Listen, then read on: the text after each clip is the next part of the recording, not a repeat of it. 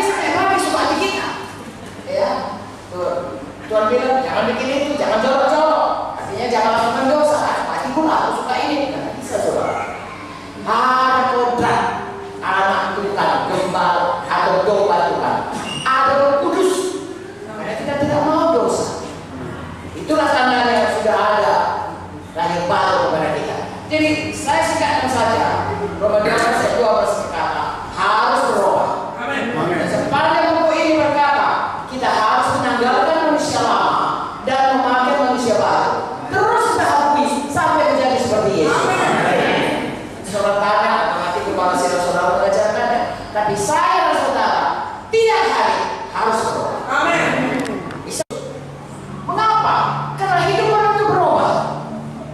Saya dan saudara sebelum kami sampaikan training, ya, setahun harus berubah, 2 tahun harus berubah, seterusnya sampai kita pulang ke surga, kita harus berubah ada sepasang.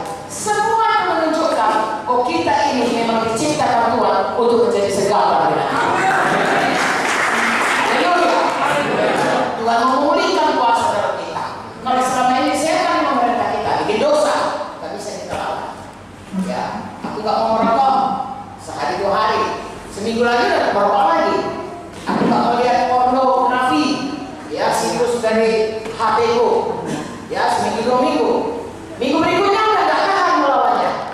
Kalau tidak punya Tuhan Yesus, itulah halnya. Sesudah kita selamat, ada Roh Kudus, maka ada kesadaran dalam hati kita. Tidak jauh untuk bisa melawan itu. Dan kita bisa lawan. Roh Kudus itu mematikan semuanya yang ada di dalam. Bukan hanya dosa diampuni, tapi yang berdosa itu pun dilepaskan Tuhan dari kita. Sehingga saya dan saudara bukan lagi setan yang memerintah kita, bukan dosa memerintah kita. Kita memijak semuanya kuasa-kuasa kegelapan, memijak ular kepala jengking, setelah setan yang memberi penyakit, yang menggoda kita untuk jatuh pada dosa, dan patahkan semua kuasanya. Dan kita hidup menang dari satu kemenangan kepada kemenangan yang berikutnya. Dari kemuliaan kepada kemuliaan. Kalau tadinya kita hamba dosa, kita menjadi hamba kebenaran. Ada Roma 8 berkata kita lebih daripada orang yang benar. Haleluya. Pulihkan. Bagaimana kita yang memerintah di bumi ini. Sekarang, saudaraku, pada waktu kami ditembak dulu, ya kami pernah dibom, pernah ditembak.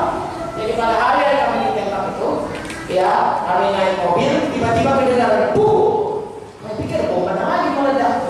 Rupanya ditembaknya dari dinding mobil, pintu mobil itu kena kaleng supir kami.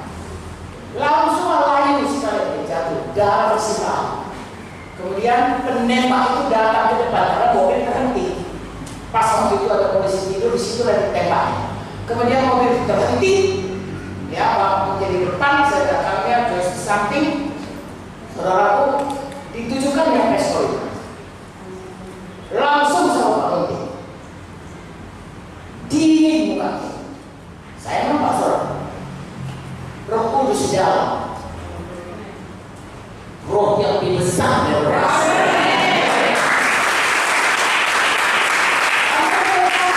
Saya serentak berkata, dalam nama Yesus, dalam Yesus, tidak bisa kau tembak. Dalam nama Yesus, dalam nama Yesus. Saya tidak tahu berapa lama. Saya pikir selama-lamanya sakit. Karena itu yang tinggal meledak. Kelihatan mukanya bingung. Turunkannya. Lalu balikkannya badannya, pergi dia. Kalau saudara disimpang kira-kira 50 meter jatuh sendiri. Saya tidak tahu saudaraku. Tuhan nanti yang menerangkan kalau kita pulang ke surga. Entah malaikat sebesar apa. Kenapa itu? Karena Tuhan memulihkan kuasanya. Amin. Kuasa kepada kita, tanda orang percaya mengusir setan dalam nama Yesus. Dan setan itu harus turun. Kepada nama Yesus, nama yang atas segala nama, ya, di mana segala mulut bertelut, segala lidah mengaku bahwa Yesus itu Tuhan. Nah, hal seperti itu bukan hanya kesaksian kami, kesaksian kita semua. Apalagi hamba Tuhan ini yang sudah melayani saudaraku, nempuh banyak-banyak tantangan dalam hidupnya, saudaraku, buku kisah para rasul itu disambung lagi. sampai Yesus datang. Tuhan memulihkan kuasanya. Makanya saudara, untuk apa kita selamat? Itu aja. Ya, hidup kita kembali seperti berubah menjadi seperti Yesus ada pasal kuasa di bumi ini. Semua itu untuk kemuliaan bagi nama Tuhan. Satu lagi Tuhan bilang, penuhi bumi.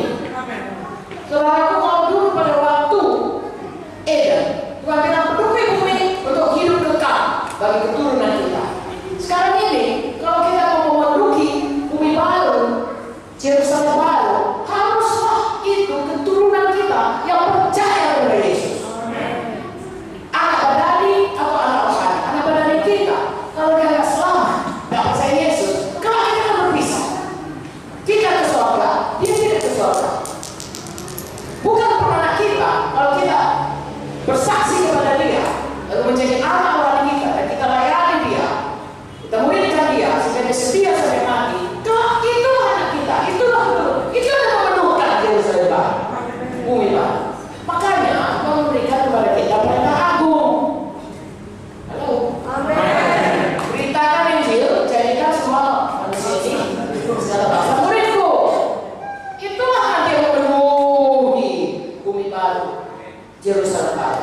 Makanya saudara dan saya harus menginjil dan memuridkan. Menginjil memuridkan itu bukan pekerjaan hanya Bapak Aritona dan Ibu Lisnet, bukan. Itu pekerjaan kita semua. Di dalam Alkitab hari ini tidak sempat saya sampaikan, ya, tapi saudara percaya Efesus 4 ada pemimpin dalam sidang, ada namanya rasul, ada namanya nabi, ada namanya penginjil, ada namanya gembala, ada namanya guru. Itu office, yaitu kepemimpinan